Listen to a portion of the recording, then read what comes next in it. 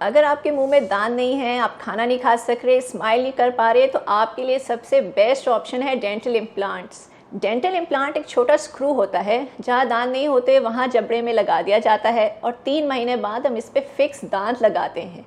Dental implants की success rate बहुत high है। अगर आप एक अच्छे डेंटिस्ट को विजिट करेंगे तो सबसे पहले आपकी मेडिकल हिस्ट्री और जबड़े की हड्डी की क्वालिटी को चेक करके फिर ही इम्प्लांट्स प्लेस किए जाएंगे।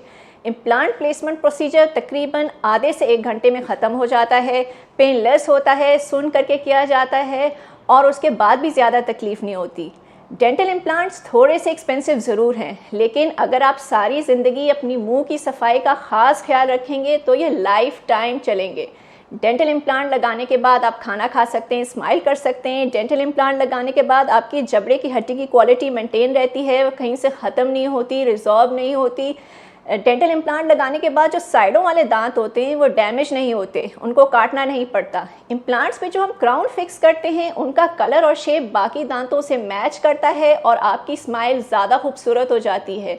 डेंटल इम्प्लांट सिर्फ यंग एज के लिए नहीं होते, बल्कि ओल्डर एज ग्रुप्स में भी बहुत फ़ायदेमंद हैं। सिर्फ वेरीफाइड डॉक्टर से अपॉइंटमेंट बुक कराओ। ओला डॉक, डॉक्टर का अपॉइंटमेंट आसानी से।